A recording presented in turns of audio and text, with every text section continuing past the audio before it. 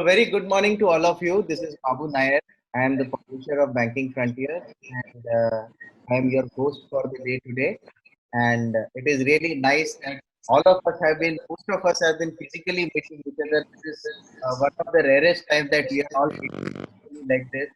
I take pleasure in inviting all of you to this interesting roundtable that we are focusing on in the area of merge and search.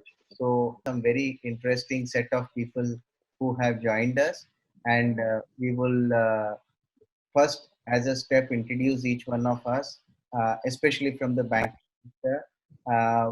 Our partner today in this, from the technology perspective, is Dell. Prasanna is joining us from Dell.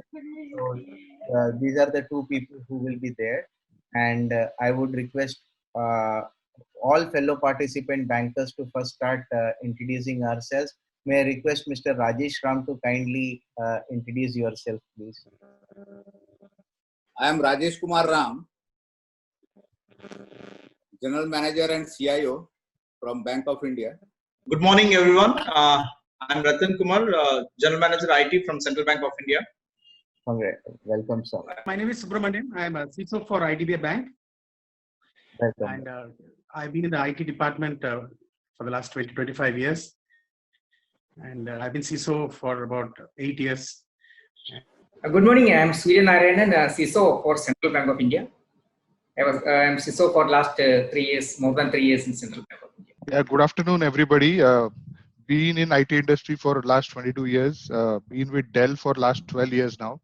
I've recently taken over as a BFSI head for Dell Technologies, but I have been managing banks for quite some time. Global banks, Indian private banks. I've started managing PSU banks as well. Yeah, Mr. Sunil Kumar is also there. I'm here in the banking industry for about 33 years. And of 33, about 26, 27 years is in technology. And rest of it is in banking. Though a science graduate who switched over to law, from law to MBA to InfoSec, has remained a CISO for about 4 years in this organization. And from managing business, which is for about 3 years in the field just prior to becoming a manager of technology, which is CIO. And now, after about 2.5 years, I've got escalated as CGU. So, friends, I'll just give you an outline of what today we are going to, have the conversation about. And what we will do is that we have seen a lot of mergers and acquisitions in the public sector space, and even with a bank like IDBI, which is erstwhile a private sector. Right now, it is a private sector bank, thanks to takeover by LIC. But again, it comes from the background of a PSU bank. So we will try to understand how this interesting journey of mergers and acquisition has been looked upon by the senior bankers today. We will start off with simple questions on what has changed for you in the last 2 to 3 months. We will keep it very brief. I am sure you must have talked about it in 5,000 different forums that all of us have been attending in the past few days. Then we will dwell upon what is happening with the merger process, what new is the possibility there in terms of business. Then we will go into, after the business possibility, we will go into 3 things. One is technology, people, and experience. These are the 3 things that we will focus upon. And we will try to understand from each other how our experiences have been. So friends, let us start off first with this conversation on how the new normal has affected into your banks, and what is the new possibility that we are seeing with this new normal. For PSU banks have definitely not been used to working from home for most of the years, except for few of you. How are you viewing it at this opportunity? What do you see as a new possibility at the current situation? Can we talk with Mr. Soni? Can you start off with the conversation? Yes, by all means. You see, you correctly used the word called new normal, because we've been attuned to working in brick and mortar structure. And this pandemic, which was being viewed as debilitation, has actually given us a new direction and a new facilitation in the shape of, understanding that brick and mortar may not be necessary for our internal functioning. The statement may not be 100% correct when I say this, but however, while you're looking at the kind of percentage, so it can be a mix and match of brick and mortar as well as your work from home situation. Now, what is it that can go back to the go back out of brick and mortar and can get into work from home will depend on case-to-case basis. However, as a bank, which is an entity which has to serve the public at large, so some operations definitely which are customer facing can't just be served without the presence of the customer. But here again, there is an opportunity, and which opportunity has been encashed. The way we have done with demonetization is the way that we are trying to do with the COVID-19 as well. Today, the adoption of technology or digital technology by the customers has taken a new dimension, new direction altogether. Those customers who were kind of reluctant and were apprehensive always with regard to technology, those who were apprehensive have gradually started taking up, and those who were reluctant have actually taken digital platforms into their fold. So these are some new normals which have come. Now looking at the kind of facilitation which is out of brick and mortar, and that too for processes which can take place, there are other connected issues with it. Maybe as we grow in the discussion we can talk about that. Just a simple pointer here to initiate the discussion would be, how safe would that be while you're allowing people to work from home? Because as a custodian of public information, that is the bank, I'll have to also look at whether the information is safe, secure, is not being shared, or there is no compromise, or there is no intrusion into my data unnecessarily. So all those things, as we grow into the subject, maybe we'll all discuss, but a simple pointer at this point of time suggesting that yes, this is an opportunity which has been encashed well. Despite the threat of pandemic, people have been able to provide service 24/7, and that too so far without a hiccup across the industry. So I must say hats off to the industry and the people like you who all are sitting on the other side who've actually made it possible. Thank you very much, sir. We will just try our best to make sure that we bring the green shoots out to the people and see how we can we highlight the best opportunity that we can take out of this new normal. And we will try to do it. Mr. Ratan Kumar, you have been from public sector bank, and you have been, looking at things from a public sector bank perspective. So, how do you see the benefits of the new normal? What have you tried to see a green shoot out of it? This particular pandemic has thrown us both the challenges and opportunities, I would say. The challenges obviously is that being a PSU, we are accustomed to brick and mortar banking and more of customer interaction. And that is the USB of the public sector banks, actually. We are not a faceless bank. So that's the strength of the PSUs, the branch network and the public interaction. And that is the way we drive the business. And that has come to a big hit now. Now with this lockdown situation and the pandemic, it's near impossible for us to do business as usual. And now this has thrown us a challenge and opportunity as well. Now, a lot of our customers and have slowly getting adapted to these new technologies and different digital channels. The pickup is so vibrant and so phenomenal. It's a very glad situation for us. And I would not say that we have totally transformed ourselves, but we have started the journey, I would say, because this is a new thing which has thrown to us caught unaware. So we are adapting to these things. We are trying to look at the systems and processes and products which we can digitally make them available to the customers. So that journey is still on, I would say. So this is what I have to say. Fantastic. Thank you very much. I think you rightly put it. We have all started somewhere. Everyone is in a different, level in terms of journey, and yes, we are all aiming at getting into the direction of bettering the experiences digitally, because whatever we have done physically, we have to get into a digital mode, which many of the people speak about. And how can you do it? And some are doing it digitally assisted physical mode. These are some new things that I am hearing from the bankers. Digitally assisted physical mode, and while the others are talking about digital mode. Okay, so what I have heard is in terms of automation also, I did a series of conversations with a lot of marketeers, and what these marketeers are saying is that at the end of the day, everyone want experience. They don't expect a lot of what you call as automated information, but if a person gives that information, they are very happy with it. So you rightly put it, we are all in a different direction. Mr. Rajesh Ram, what is your perspective on what you have seen different? Yes.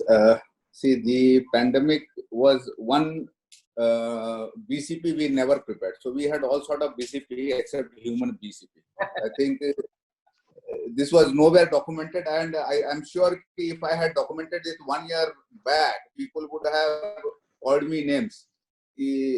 And nobody could have predicted that this will ever happen. Correct. So I think none of us had ever predicted, and obviously that's the reason when we were faced with it, we started. So what has happened in the Indian banking scenario, we have people at different stages of different ladders. So the people who are deep inside the rural areas, still inundated by floods, not able to manage their own whatever resource assets they have.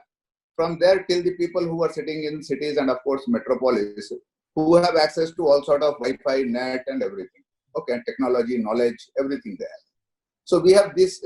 So when we started this entire process, what we found is that in case of Garib Kalyan Yojana, people who never visited bank, they started coming to bank. They started reading the SMS. Now SMS, I think most of the banks are sending in regional languages. So they are able to read. Good old days, it used to be English only, nothing other than English. So now regional languages, SMS, money has come to your account. They are coming to the bank and then they are withdrawing the money. And quite a few could activate their cards and get the money. So that is one step ahead. So they have moved during this period one step ahead. What the people who never visited the bank, they had opened a Jan Dhan account but never visited a bank. Last 3 months, they did some banking. I think at least to withdraw the money in long queues, the women folk in the rural areas, they came forward. So that's a very positive thing. Exactly, that is the first step towards digitization. And people who are sitting in cities, I think they explored all avenues, how to do the things sitting in the home without moving a step ahead. I think everybody has explored, I think things which we dreamt people should use digital channels and other channels.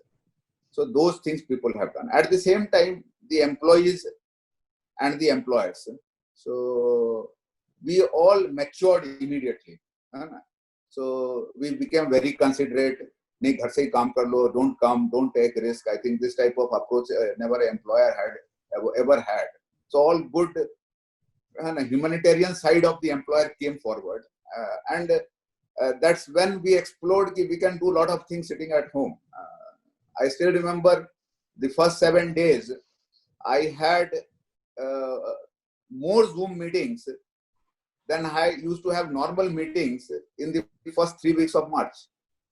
So everybody enjoyed it. Everybody will come on Zoom and wearing their t-shirt and all, and they had good meetings. So we could do a lot of things in those 7 days, I remember. I think if people have now got used to the way digitally they can operate from anywhere, not whether it is home or any other office space or shared space. I think people, and I think a lot of startups, they are using common shared office spaces. So those are very similar to work from home. Only thing is they have got a space other than home, which is conducive to give the infrastructure. So if that type of infrastructure which is rolling out within the country, I think that is going to roll down in other areas.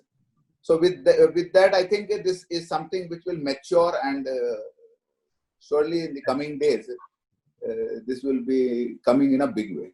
Great. So that is a great perspective, and I think work from home is the new normal any which ways now. And even PSU banks, many of them have announced that they will be looking at getting into work from home kind of model, many of them. And some banks have said that work from anywhere. We will discuss about that during the future forthcoming sessions.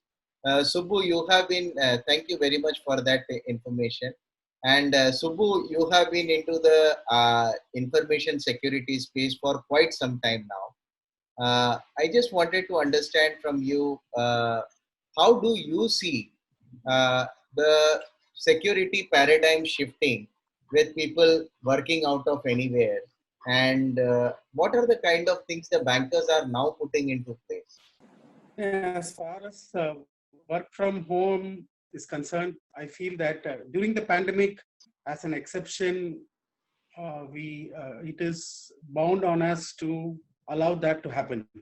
But post-pandemic, I think that there should be a review on the pros and cons, and what are the security implications of such a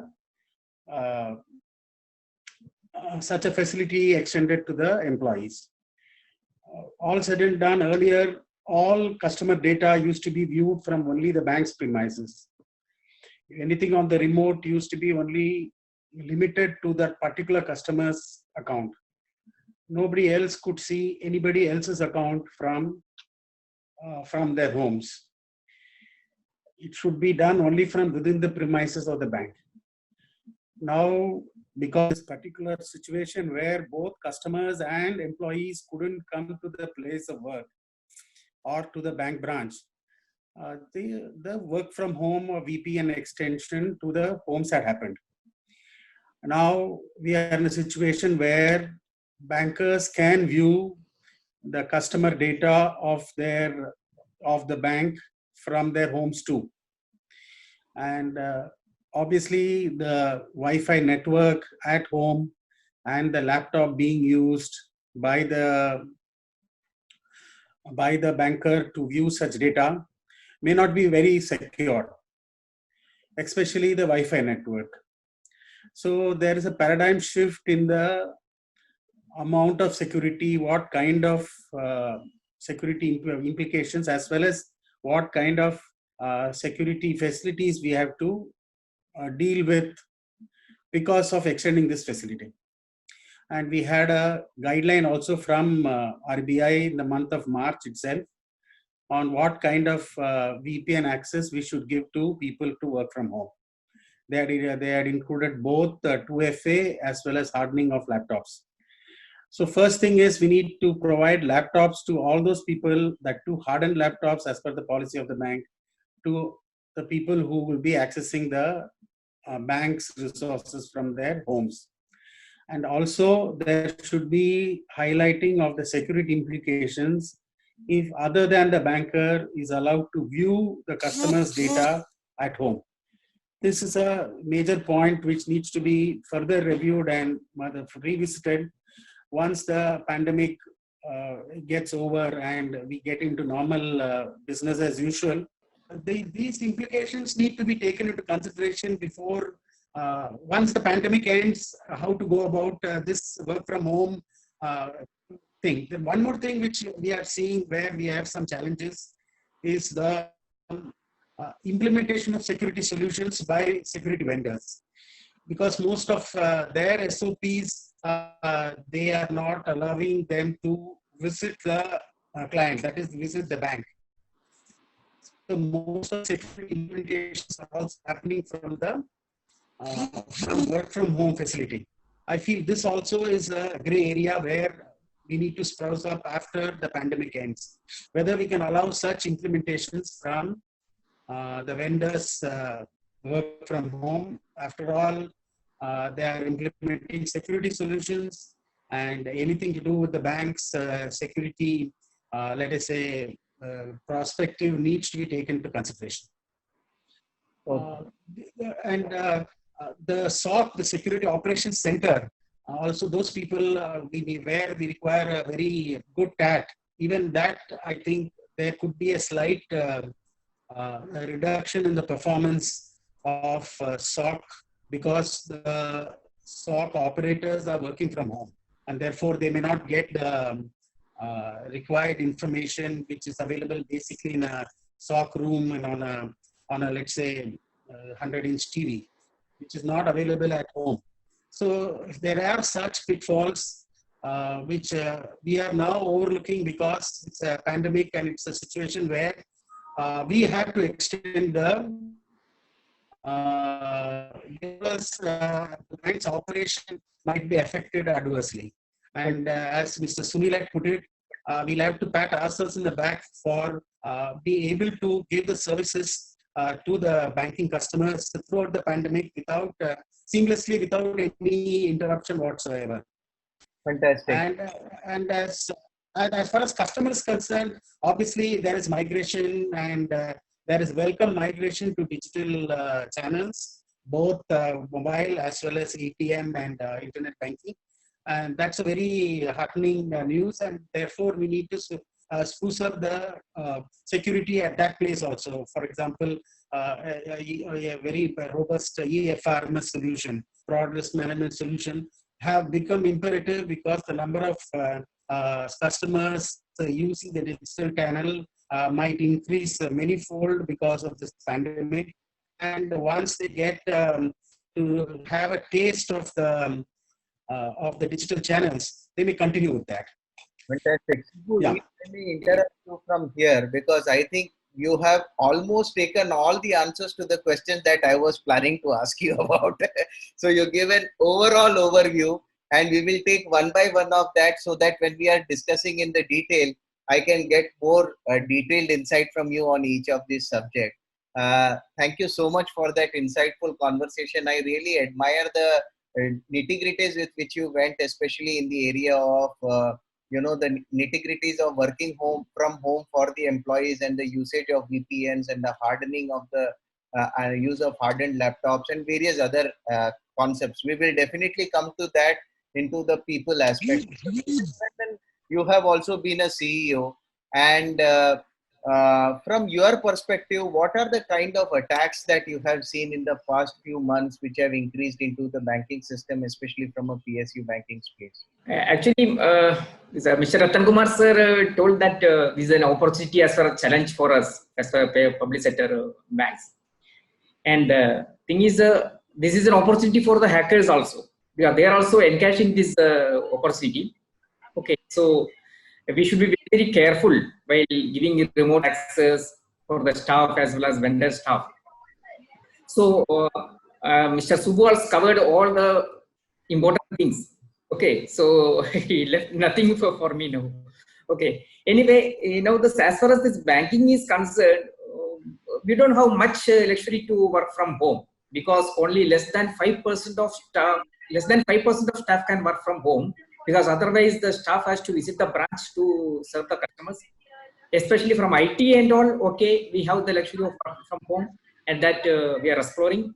And while exploring this work from home facility, the important thing is to the security part of that. So we have all these security related initiatives as per regulatory guidelines, as per our own practices. We ensure that one, and that we are continuing. Fantastic. Yeah.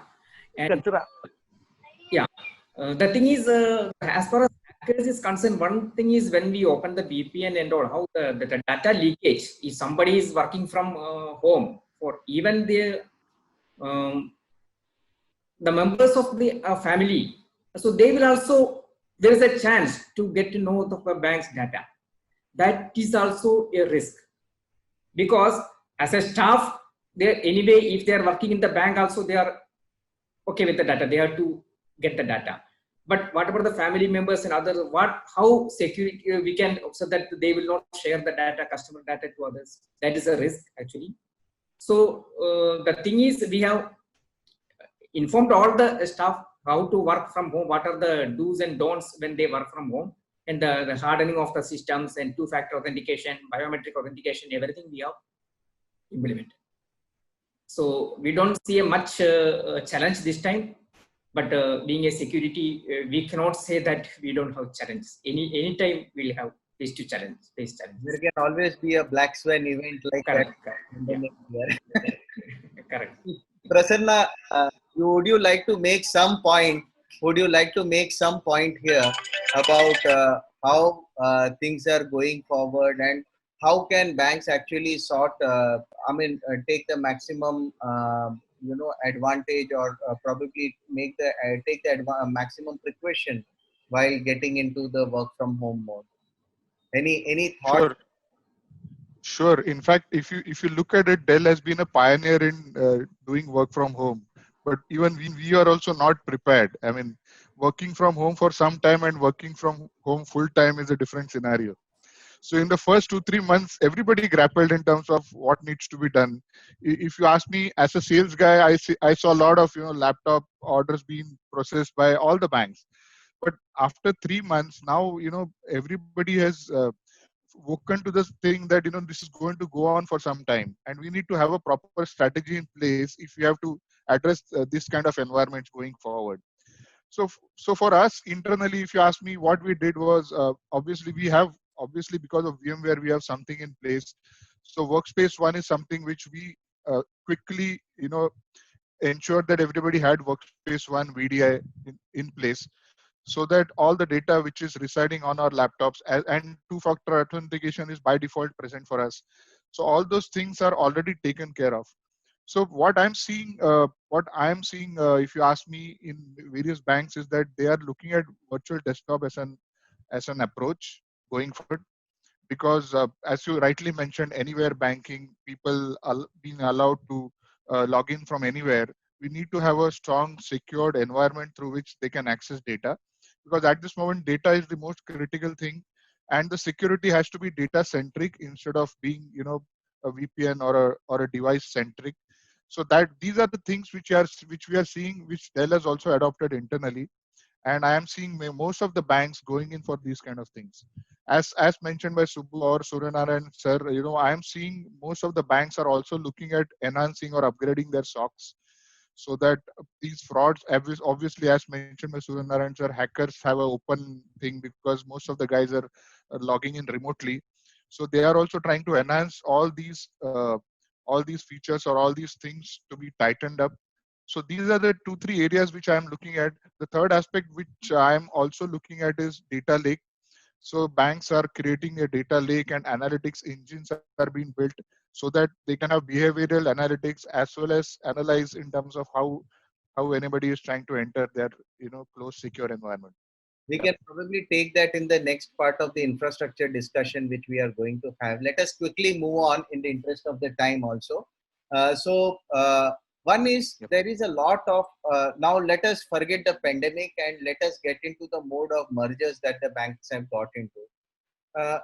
Obviously, the question of mergers which has come into the picture has brought in a lot of opportunities to the bank and a lot of hard work for the banks to consolidate and bring the businesses, processes and people together. Let us discuss some of the green shoots that are brought out thanks to the merger, and then we will go slowly into how the infrastructure is consolidating, how people are consolidating, how processes are concentrating or consolidating, and how experiences are consolidating. So I will take two people to share on each of these questions first. So Mr. Ratan Kumar, from your understanding, how has the merger actually helped the banks, and how have you been seeing the merger or the consolidation? What opportunities have you been seeing with the consolidation in the PSU sector? Fundamentally, the government's objective is unlocking potential through consolidation.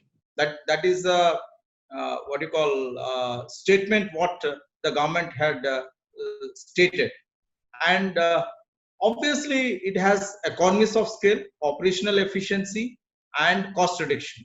These are the three pillars on which the consolidation or merger aspects have been taken into the spirit. Now, what opportunities did individual banks got? Fundamentally is that banks, especially in Indian banks, when compared with global banks, our size and the capital base is so low, we are nowhere able to compete with any multinational banks. Globally, we are nowhere. Now, this merger has provided us an opportunity to build at least a bank which is of a reasonable scale, so that we will be able to access a lot of advanced technologies, more business, more geographies, and more customers. So it has provided an opportunity for us to scale up organically maybe. So this is one major opportunity which the mergers has provided to the banks. So we will be able to access more of foreign funds, more of skills, more of technology. So this has given us to operate at a larger spectrum. So that is what I would say in brief about mergers. Mr. Soni, you have been a person who has also looked into business and technology, and you have been a generalist and a specialist. What kind of opportunities have you seen from the business side? Of course, you are sitting in the board with all the members from the business and technology side. So, what opportunities are the banks now looking forward to with this merger? Of course, whatever is in the government's charter agenda is known to everyone. But what is the person on the feet of the street understanding new about it? You see, from a perspective of the banks, banks were always clamoring to have more manpower. Now, whatever Mr. Ratan Kumar has said is all valid and is all acceptable as it is, because that's the way forward. However, looking into the numbers, there was always a clamoring saying that we are not allowed to go ahead and go and recruit people, or there was always dust of people, asked. Second aspect was, as rightly pointed out, that the business spectrum was a little challenged from a perspective that same pie and more number of people were fighting it out. And again, looking into the kind of ownership, all of us belong to the same entity, same owner. So essentially now, having reduced the number of people, or by amalgamation, the processes are going to be more fine-tuned, so to say, that the income generated or the profits eventually, there will be more dividend which is going to go to the government's firm, government's kitty. Otherwise, there was a specific stiff competition where rate cutting was being done, and essentially we were all competing against for the same pie. So essentially this is one big change that we are going to see in times to come. Second aspect is looking into upsell and cross sell. There is a greater opportunity which now is in front of all of us with the amalgamated number of customers that we have. Thirdly, I think most of the banks, there must be some processes whereby the product and the processes would go for a review after a period of time. But this was one big opportunity, or mother of all opportunities, where we had to relook purposefully with each and every process and product that we had, so that we can synthesize and come up with a rationalized product whereby the fruits would be far better and far more bigger. Now, having done that, we've come and arrived at synthesized products which are kind of today looked into from a fresh pair of eyes, and also at the latest business opportunity. So that's second thing which has happened. Third thing is now the investment in technology. Each one of us was doing almost the same thing. So now that pruning also will happen over a period of time. However, to begin with, my perspective is that we would need to spend a little more than what we would have otherwise. And over a long period of time, which is about 2 years henceforth, we would see the economies of scale, they should start coming to us. Because that's the time when we look at the reuse, because we've already created the kind of amalgamated products, processes, infrastructure, and eventually would look into a reuse of the current infra which is available, or we'll have to phase out something which is getting older or not required anymore, so that we can now prune down and look at these elements. As rightly put by Mr. Subramaniam and Mr. Prasanna, looking into the kind of issues from InfoSec and SOC upgradation. Since I have been into information security, so I can also tell you that this is one big opportunity for us to see that we are not leaving anything which is not routing through SOC today, because that's where the issue is. So one big issue that has to be thrashed out is with regard to the sanitization of the info platforms that we have across banks. In my setup, I always knew what exactly are the controls and security which is in place.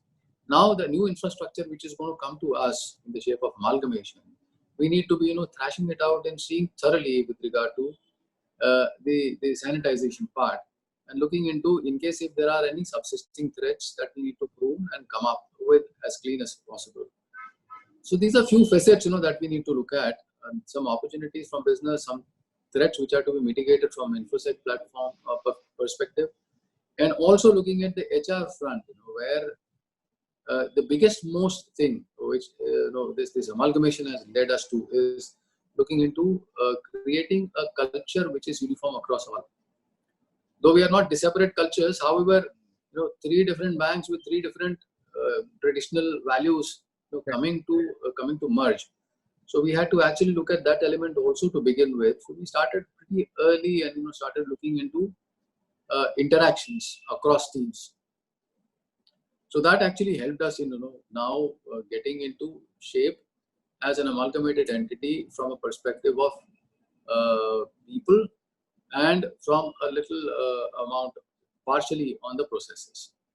Since being an early starter in this, I think you are one of the banks which were first merged, one of the earlier merged banks, and you have been an early starter to it. And I think you have also had the vision to look into the future and estimate how to plan things. You must have also today reached a particular stage. Uh, how would you advise the other banks which are just planning into consolidating their infrastructure to putting together the infrastructure teams or migrating the data centers into a single data center? How to make it effortless? How to make it? What are the learnings that you would like to share from that? You see, issues that are to be sorted out are many.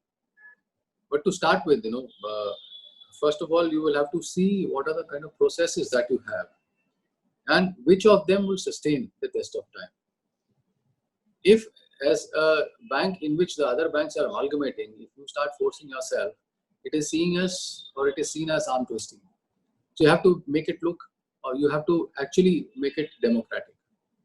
So while I say democratic, it would mean that you'll have to create some streams, some verticals, on which assessment has to be made with regard to the product, the processes, and the people.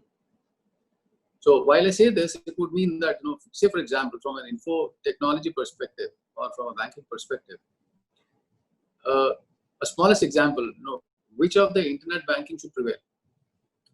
Which of the HR systems should prevail in the amalgamated entity? So you have to see that while you say early starters, so the learnings out here are to essentially identify the applications which are acceptable. 2, advanced. 3, are able to take care of most of your requirements. Second aspect is looking into infra which is available. So while you say that product A out of ABC 3 banks is okay and is acceptable by the TFCs which are formed. So essentially, one is that you are evolving on a consensus. 2, you are making it democratic. 3, you are making it business efficient. 4, you are making or trying to identify that investments which have already been made. I was stopping at infra part. So while you're looking at infra, you'll have to see which of the infra is the most latest and has got longer residual life, so that can be put into use. And the others essentially will have to be phased out. But trust me, having said, it is very simple to say, rather it is difficult, because all the 3 entities will have to run eventually until they are amalgamated. So the most critical part is to see that all the 3 verticals, all the 3 entities are running the same application. The case in point here, for example, is internet banking service. So essentially, you have to see that the internet banking service of 3 banks keeps on running, so that there is no customer discomfort or customer experience issues. However, essentially, having identified that which infra would be capable or which product would be capable of sustaining the test of time, for some time you'll have to make an additional investment to see that the infra either is augmented or is replaced if required, because the scale is now going to grow up. And once you merge, once you amalgamate, thereafter you can look at reuse of the other technology. So the point which I'm trying to bring home here is that in the beginning there is going to be a little bigger expenditure. The government perspective, as Mr. Ratan Kumar said, is to see that there are economies of scale. But economies of scale is over a period of time. Government is also looking at what is the reduction that I would bring about in information technology. But my answers to them were that there is going to be an increase in the intermittent and there is going to be a reduction for a long period of time. Now, having said that, so essentially what happens is that you have to also internally convince your board for any kind of approval. Because the moment you go to them for any kind of approvals or the MCs for approval, they will have to ask, they will ask almost 10 questions to you, asking why not this, why not that. So you have to be mentally very strong and prepared to answer all those questions to see that you get those, the buyouts by them. So first is, convincing government. Second is convincing your internal boards. Third is then eventually, putting people in place so that these activities are done. So while I said, these activities are done, then you'll have to micromanage them on at specific different frequencies that you would determine to see that the amalgamation process as committed is on time. So intermittent hops will have to be created. You'll have to identify how do you measure the kind of the critical processes. You'll have to see that the entire process is measured from end to end, from begin to end, and then eventually the intermittent hops are controlled. So the project management comes into picture here. So essentially, these are few things which are critical learnings that we should look at. HR amalgamation is the most critical, I would say, because in public sector banks, the benefits also would be a little different. So harmonizing those benefits is one of the biggest challenges, because unless the task force is happy and aligned, until then you would not get the kind of productivity that is expected from them. So a case in point here is that we've identified to see that whatever is the best of the 3 will be given to the people. Though it would mean a little outage to the bank to begin with, however, we've been able to contain and see that the people are oriented and are focused on their jobs without any murmur. I think so. These are few learnings. That's it. Perfect. I think you have put a synopsis to everything that you have learned over this last 3 to 4 months. That has been a very quick synopsis of what you have done. And this is like, someone with the feet on the street telling that this is the way we've been there and done that kind of stuff. So that is very essential for other banks also who are in the process of understanding and learning and merging to go forward with exploring your opportunities. Thank you very much for this. It's okay, sure. Rajesh Ram, I just thought I would take some inputs from you now. See, banks have been always, to a great extent, looking at infrastructure of cloud, especially things like cloud, in a very different way. Now today, thanks to the opportunity of working from home or things like that, people are having a different view about working from a cloud-based atmosphere and things. Have you explored anything with how the cloud can be looked into and how you can better the usage of cloud into your infrastructure? What has been your experience in that manner? Then I will go into the security aspect of it. You will have to unmute yourself before you start, sir. So cloud, very two, three important points are there. See, today, not only Bank of India, but other banks are also having their own private cloud. So we are nothing new to cloud. Now, as far as public cloud is concerned, now there are restrictions on that. Okay. So what was my thought process? I have put it in quite a few forums. Why not all bankers come together for having a community cloud? Okay.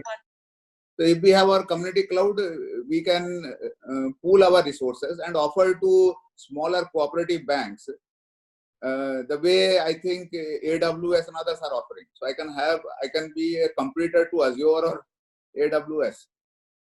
So that's the only thing I can think as of now, because since we are not permitted to go as of now to the cloud, because there are mixed reactions to that. He said the cloud initially is beneficial, it's cheap, and then once you are onto the cloud, they try to dominate the prices, the pricing, and they will jack up the prices. That's what is happening globally. So, and at that point of time, you are in no position to come back. So that's the trap I think a lot of people, otherwise, other than banking sector, they are also fearing. Okay, so in my conversations with a lot of bankers, especially in the private sector banks in the recent past, what we were having a discussion was on the area of how the bankers have been looking at having the regular needs to have products and services rolled down at an instance. And many of those cases, and especially where there is a quick experimentation required and then scaling down that experiment, these are some of the areas where banks have explored the public cloud or whatever cloud related cloud related infrastructure decisions. And what has also happened is globally, the regulators like Monetary Authority of Singapore, they have helped the organizations to have a cloud specific, what you call as regulations as well, so that the banks can decide what they want to do. Do they want to host it themselves? Do they want to do it like that? Is there a major restriction per se from the regulator or anything for the public cloud? Not that I have heard of, unless it is hosted in India. If it is hosted in India, what is your thought on this? Like there are restrictions on that, but now the regulator has come up with that sandbox where I can, what you correctly said, there are a lot of startups and a lot of experimentation to be done. So we can always go to the sandbox, do the sandbox, do our startup, whatever ideas are coming up, do the testing, do the POC, do the implementation to half stage. And from the sandbox, we bring it to our own cloud. I think perfectly okay. Correct. So that sandbox is permitted in India. So I would not say that it's totally not permitted, but to host our critical applications and where privacy and other things are involved, there are a lot of, I think, regulations which is something that is definitely possible. And wherever there is a possibility to work with a outsourced infrastructure, maybe people are looking at. Mr. Ratan Kumar, have you explored any experiments with the cloud in the recent past? We are evaluating what applications we should seriously put on cloud, especially in this pandemic scenario. We are seriously evaluating various technologies and other things which we wanted to put on cloud. We are drafting that actually. Fantastic. In fact, I have been attending all this Cybos as well as Singapore FinTech Festival and most of these FinTech related activities in the recent past. And what is seen in most of this is of course, the sandboxes are being developed left, right, and center by different people for bankers and the technology players to work together. On the other side, the organizations in the financial sector which were very conservative about about the implementation of cloud have slowly started looking into the opportunities possible by putting the security framework in place and the controls in place. So from that perspective, have you actually looked into any kind of security framework? I think Mr. Surya Narayana is also there. He can also explain in area of adoption of cloud or anything of that sort. Yeah, I think Surya will take this. Yeah. So actually, as Ratan Kumar sir told that we are exploring to go to cloud for some non-critical applications. Okay. And as regards security is concerned, we are sure that the cloud providers, maybe the main cloud providers, they have enough security, even physical security, logical security in place. The major challenge earlier was the data storage, because the cloud providers were in out of India, not in India. So that time, if any between the countries, then it was very difficult to get our data or data. Okay, now can you hear? Yeah, I can absolutely. Now the situation has changed. Most of the cloud providers have started their data centers in India, and they are assuring that the data will be stored in India only. That is, this as per regulatory guidance also. So that was the main challenge earlier. Now that challenge has gone. Now the only thing is, like as I told that, what are the we should not be in a trap like that. Once you go with the cloud, then we should not marry the cloud like that. So we should have freedom that whenever we want, we can leave the cloud, or we can change the cloud also, other cloud service providers. That type of things we have to ensure before going to cloud. And security part, in addition to the cloud service provider security, standard security, we can dictate our own security also wherever possible. Because data, even if the cloud provider is managing data is ours.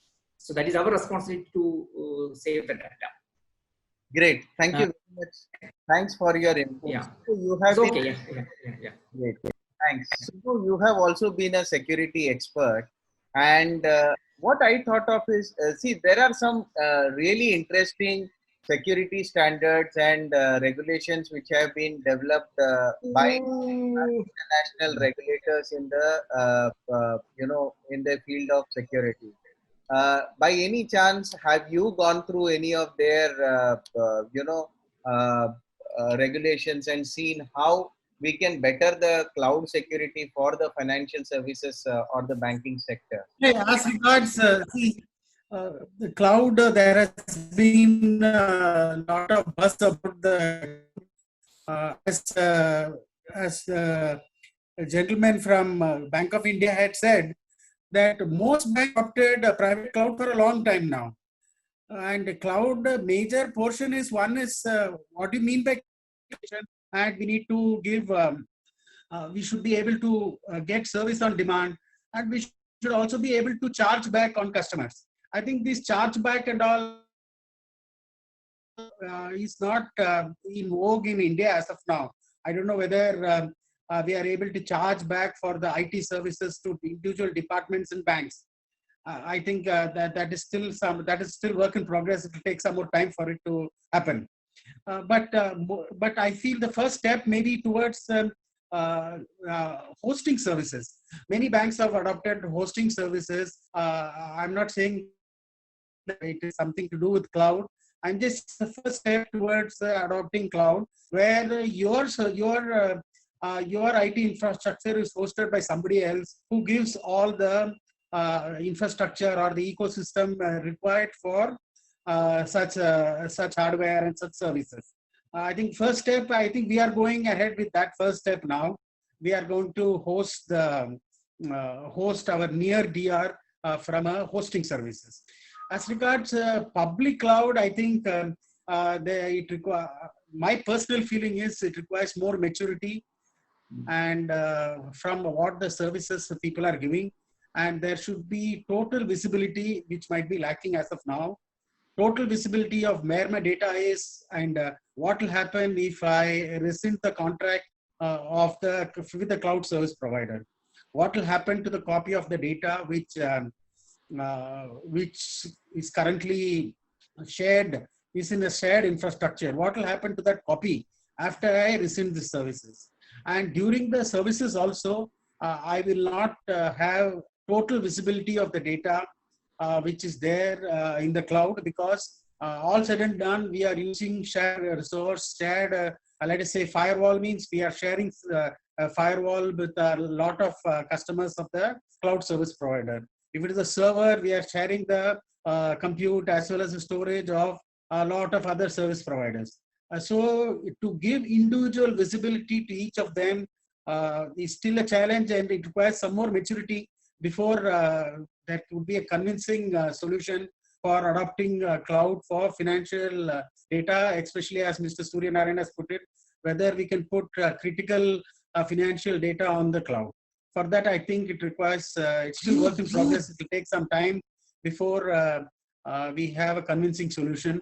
And somebody else also pointed out that we are already running all the banks are running full-fledged data centers. They have invested on all the servers, on the compute, on the storage already. So once this investment is over, now if you want to go to the cloud, we'd have to have a proper story of what are the cost benefits out of going to cloud. The cost benefits would only come if we stop expanding the in-house storage, in-house hardware, and use the cloud hardware, which is not that easy, which could be a challenge also. So adoption of cloud, I feel, requires some more maturity from the service provider also, and also from the bank's point of view and the security standpoint of the regulator. Regulator also is I would, within these four walls, I would like to say blowing hot and cold on this. They are not clearly saying that you can use a public cloud for these kind of applications. Although they are granularly checking up many other things with respect to what is happening inside the bank, but with respect to cloud, they have been giving a very, what you call, global kind of guidelines only are there. We don't have granular guidelines for this. Have you studied any of the global guidelines which have come up where the countries are actually allowing cloud? I would request you to just go through the guidelines, at least if nothing else, of the Monetary Authority of Singapore. It is definitely an interesting guideline to go through, and it would probably draw some fantastic clarity on how the organization has to go from a compliance perspective and from customers' data protection perspective. Even that global regulators are also saying ultimately it is your responsibility to protect your depositors' money. But then these are the guidelines with which you can look into migrating into the cloud. It's a very interesting document. I think it is available online also for you to take a look at it in case if you want to take a look at it and explore it. Prasanna, you have been into the field of technology, and you are enthusiasts who have been promoting cloud in a big way. There are a lot of customers that you have in cloud. You yourself also use cloud. What is your take, especially when it comes to the apprehensions that the bankers show, especially when it comes to cloud? What is it that you have to say, especially when you want to solve the queries and give the kind of trust? Ultimately, banking is a business of trust. What is the trust that you can provide to the bankers, especially if there is a movement towards cloud by the banking sector? Yeah, so if you ask us, our thought process is cloud is an operating model. Okay, so most of the times, what most of persons have stated that they have been using private cloud for a long time. So what we believe is cloud is an operating model, and it depends on how you monitor, provision, and automate your infrastructure. So as long as you have the control and you have the platform to manage your data and your infrastructure, it can reside anywhere. It can be public or private. What we are seeing, we have done a global survey of most of our banking customers. What we are seeing is multi-cloud is is a thing which is which is bound to happen. One of the things Microsoft has smartly done, most of the people are using it, is Office 365. Now that has gone on public cloud. It seamlessly went to public cloud. People have been using it. You will see most of the fintech companies also coming out, which are born in public cloud, and their APIs are integrated with public cloud. You will see many of these things coming up. What we feel is that unless you have a common good platform or a management tool which can manage your data and infrastructure across multi clouds, then you're in a better position. We are also seeing people who went full on public cloud, and they are doing a repatriation, and they are facing challenges to bring the data back. So unless and until you have a common framework to manage your infrastructure and data across these clouds, then it becomes very difficult. See, the ROI TCO thing might be different for a specific application. Microsoft Cloud might be better, or Amazon might be better, but you should have that capability and the framework to choose where you want to reside your data. So that is our view, and we are seeing this happening. We are seeing this happening in PSU banks as well. So they have adopted a framework or a management layer which helps them manage the data across multi-cloud. So this is something which I believe you should look at when you are looking at any public cloud infrastructure or any multi-cloud infrastructure. Your customers in the banking space been taking it? What is their response to you when they speak about cloud? Yeah, so they are open. So earlier, as Suryanarayan sir mentioned, in terms of they had apprehensions that data was residing outside of India. So then we have public cloud offerings which are based in India. Now they are so the challenge was, if they are going in for high availability, you had a zone which was outside of India earlier. Now we are seeing public clouds coming in having two zones which are residing in India itself. So those things are getting addressed by public cloud offerings also. So you will see more and more of public cloud service providers coming in and talking to you about these things. Security, I feel it is there.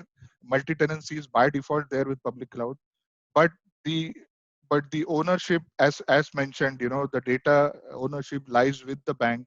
So you need to have a framework which can allow you to manage data across multiple clouds. That's our approach, if you ask me. Fantastic. I think what I have also done is, in the chat window, I have put a couple of links to what I see about Monetary Authority of Singapore's guidelines, Association of Banks of Singapore guidelines. These are some of the best in the world that I have seen and where the banks have adopted.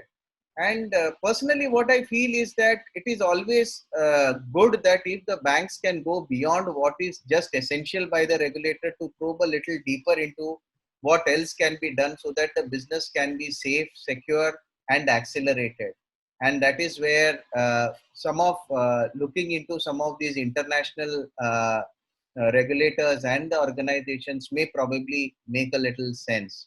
Now, see, coming to the experience part of it, there has been a lot of thrust on experience, especially in the requirement in the digital age. Now, today, customers are not able to go to the bank branches, many of them, and get the kind of experience. Now, recently, in one of my interviews with a leading CGM of SBI, what I got to understand is, when there was a work from home, they went into the concept of going into the concept of work from anywhere, where in the area of security also they helped it, because what they did was, they have anyways innumerable number of branches, and all public sector banks have, and there are branches close to their homes as well. So how they have virtually did an interesting concept by which people can work from the nearby branches to their home, so that the infrastructure, the data security, the data privacy, all those things are taken care of. Any views on that, Subbu? Yeah, I just wanted to know whether that the work from anywhere includes house or not.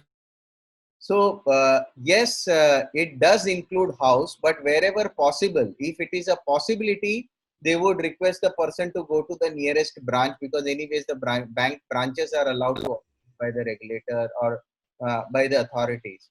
So even work from home is definitely there. But if it is inevitable to work from home, they allow work from home. Otherwise, to the work from the nearest branch, to those people who need not necessarily be at their desk. So this is one case. Now, have you ever, any of the banks actually done any of such kind of work where the staff can go and work in their nearest branches so that they can avoid the security perils and all that? We've done that. Okay. We've done that. We've opted for places like, Sorry. Please continue. Yeah. So my apologies. Yeah. Someone trying to say something? that is Mr. Subbu. He Please go ahead. Go ahead, Mr. asked you to go ahead. He requested you to go ahead. Okay. You see, what has happened is, as you rightly said, security becomes a prime thing looking into this.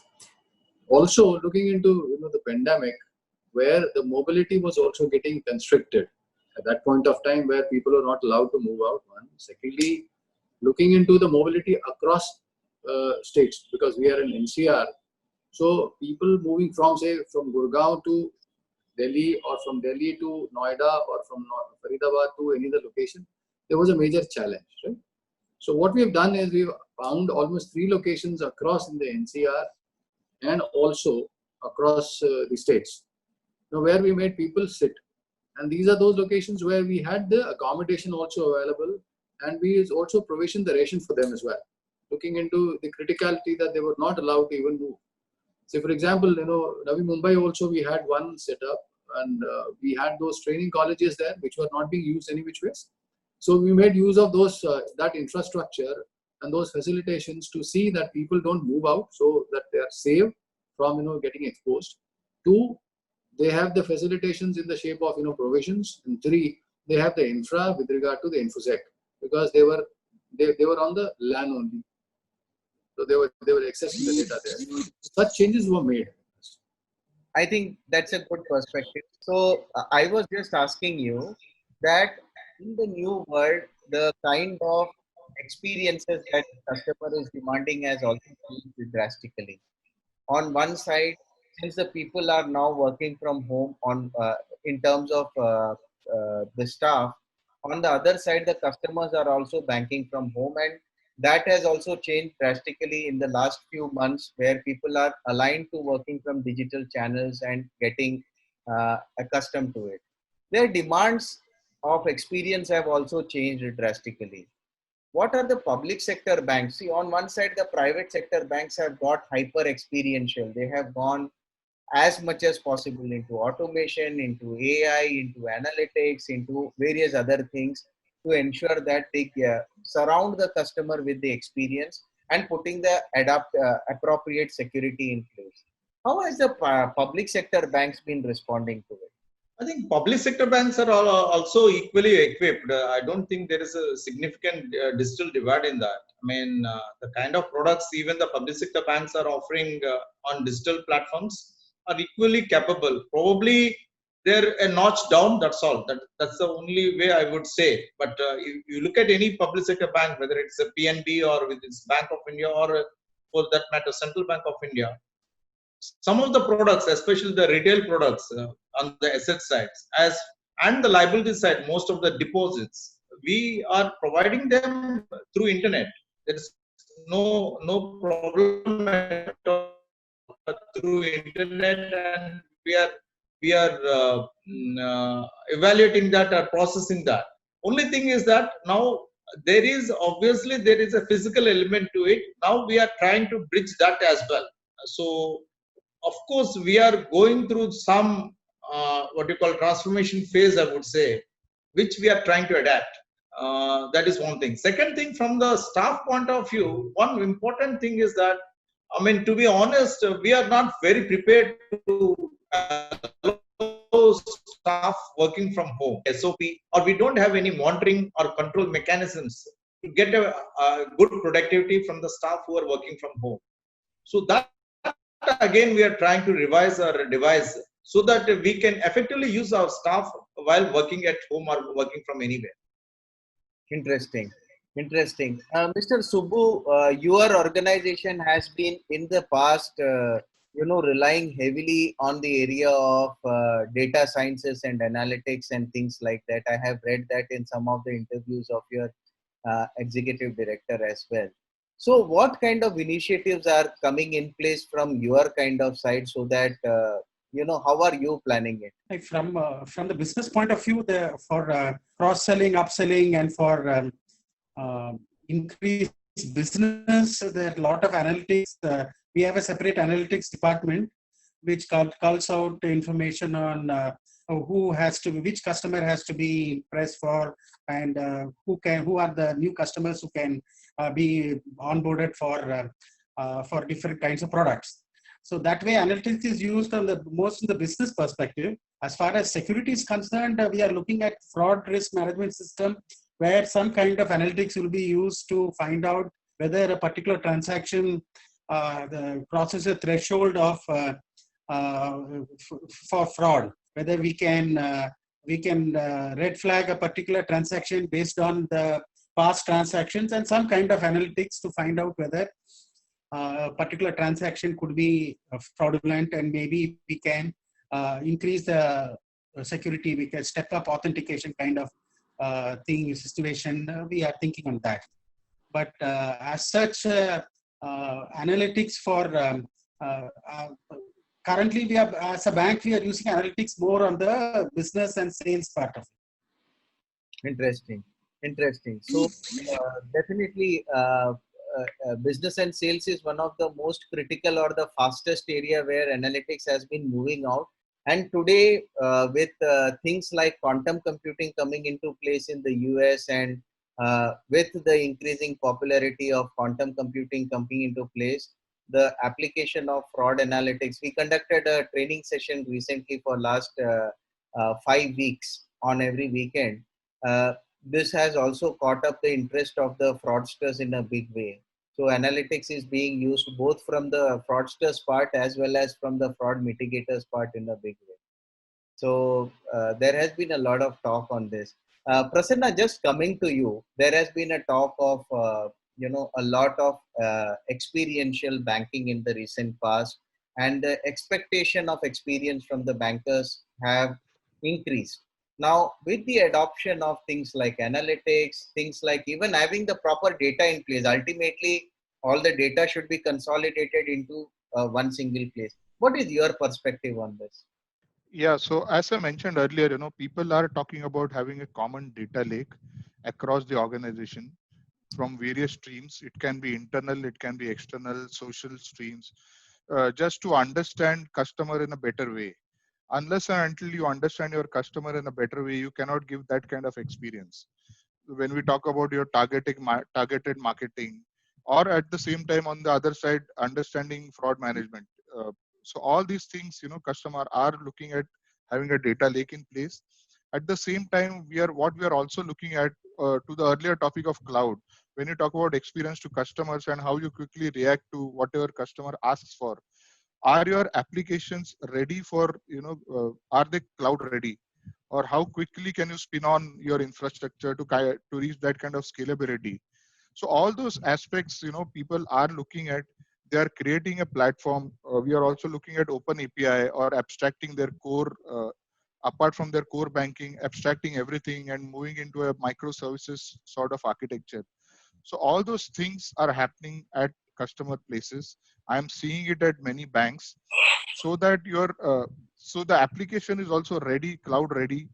You can quickly spin off. You can quickly adapt to the changing things which are happening. How quickly can you respond to your competition if you are coming out with certain schemes? So all these things are being looked at by the banks, and they are adopting these changes. Uh, it's not. It is not only for private banks. Again, I'm repeating. I mean, we see private banks, as Ratan Kumar has stated. PSU banks are not behind private banks, but they are also looking at these things. The changes which are happening and adopting to those. In fact, I would state that SBI is not there, but Bank, app is much superior than a HDFC Bank application. So we are seeing PSU banks, adopting these changes. it's just that, it's taking some time, but I'm seeing those changes happening. Probably this pandemic has forced them to look at it in a different way, but changes are happening. Yes, they're happening in India. Fantastic. Thank you very much for that. Mr. Rajesh Ram, if you can also come on the video, I would like to take some perspective from your side on how, see, on one side, when there is the entire consolidation of the industry and people are talking everything about the experiences of the people, okay, automatically the most closest experience of the person is your own employee himself, and the employee is working from the premises of your office or from his home or from different location anywhere at any point of time. He may be in a branch also. So how is the experience of the employee getting better, and how are we empowering the employees to get better technological advantage from whatever location they are working and getting in better experience, especially with this multi-location and pandemic kind of situation today? See, personal experience is that during the pandemic, I found most of my employees, bank employees, because we get a lot of things done by vendor employees also. So we found the vendor employees, I think they used to travel or whatever reason, their attendance was very, very low. Whereas our own employees, the way we had planned, our employees are stationed very near to our infra. So I found 100% attendance. That was beyond my belief. I thought people will be scared not coming and all. But in rotation, they were coming, and my operations, they were taking care. Regarding work from home, I think that comfort they had. As and when they wanted to work from home, they work from home. The moment they felt they have to go on site, they used to rush to the on site. So in that manner, I think the employees were very cooperative in our case. They thought it as a challenge. They have accepted. Obviously, technology guys had lesser challenge than the people who were working as frontline staff in branches who were facing the customers directly. Fantastic. I am actually coming more from the side of even the productivity aspect. So because today, especially when there is a what you call a squeeze in the economy, automatically from everything nice to have, first everything is focused on must have, and everything is focused on enhancing the productivity per employee. Okay. So what kind of technological route can banks and financial institution take to enhance the productivity of each of these employees, whichever, irrespective of whichever locations they are working? Has there been any thought in this area by any of the bankers? That is what I was actually coming to. Okay. So in PSBs, the way the work culture which is there is totally different from certain technology companies. Our work culture is totally different. We don't have any metrics to measure productivity. In fact, in the initial phase, we found the productivity was very, very low. Of course, we were trying to just stay afloat at that point. We were bothered about the productivity. We were all concentrating on keeping the things afloat and keeping our own selves safe. That's what was the message nationally also and internationally also. At this point of time, when I look back and see the productivity aspect was drastically down during this period. Very true. Even now, our people are not that well equipped to deliver in terms of productivity. It's not that they don't want to, but we don't have a metrics to do that. We do not have a system where they can provide that type of services. Our systems are critical systems. So to what extent we can provide them access, that is another challenge. Since we are not able to, all of us, as I said, all of us are just trying to make ends meet. Nobody at the supervisory level is able to have a control on the productivity. But if we see IT technology companies, they have a better way of doing work from home or whatever it is, work from anywhere. They already have developed and matured this, I think, the structure they have developed and sort of matured with quite a few technology companies. And I understand quite a few companies have even planned in future they will be more working from away from office than from office. Fantastic. As Thank you. bankers, we can just try to learn from them. That's what I can say. Instead of trying to develop our own. If I may just thank you for that interesting thought. If I may just go back to Prasanna and ask him how the private sector organizations and various other organizations have tried to work on this productivity mode and improve the productivity. So there are two important things that has happened in this pandemic, especially when I spoke to some of the bankers. One is there has been a hyper insistence on something called as productivity per employee, productivity of the employees, their comfort, their experience, and their security. So, how have you seen the productivity graphs moving, especially in the past, and what kind of technologies have been adopted to provide that? Yeah, so as I mentioned earlier, Babu, most of the banks, private banks, have adopted the VDI thing going forward, because it is very difficult for providing infrastructure to people for working from home. So what we have seen is they have allowed their own bring your own device sort of thing and creating a VDI environment. Already most of them are on VDI, so they quickly ramped up their VDI infrastructure to enable them with a VPN and a host of applications running through VDI. So that is something which we have seen predominantly being accepted by private banks.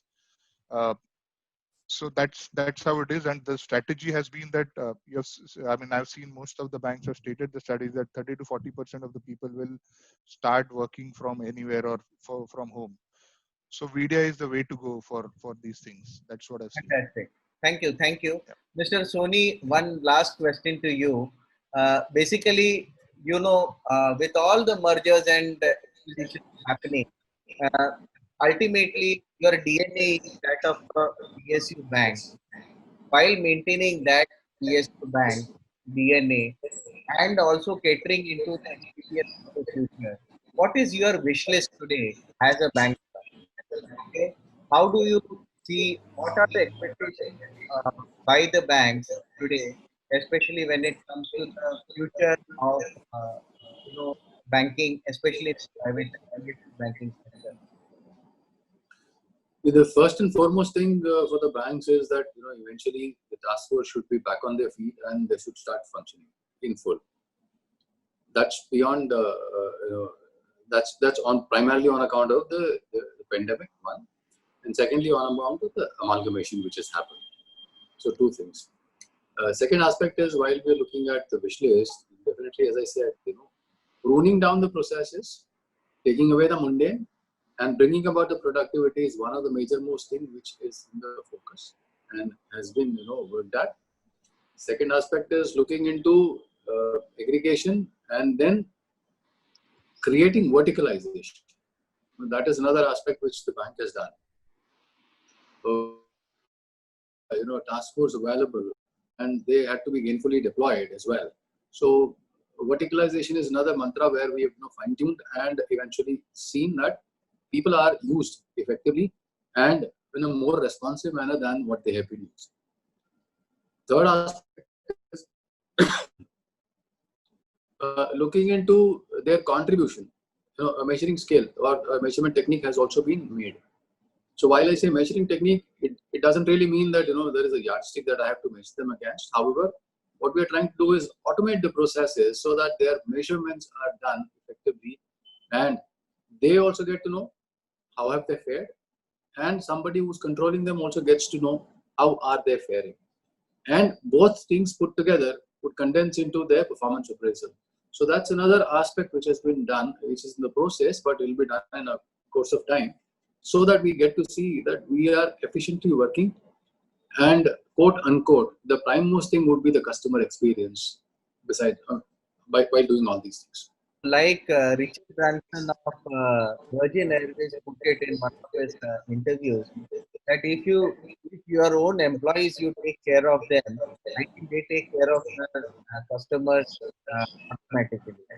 So probably employees with the best of the experience will also help you deliver the similar amount of experience to the customer. Any last thoughts from the security perspective from the Suryanarayanan or Mr. Subramanian, if you want to share before we put a close to the meeting? Nothing in particular. Okay, great, fantastic. Mr. Ratan Kumar, any last remark for you? It was a good session. I think we have dwelled on all topics. It's a fair amount of information sharing. Thank you so much.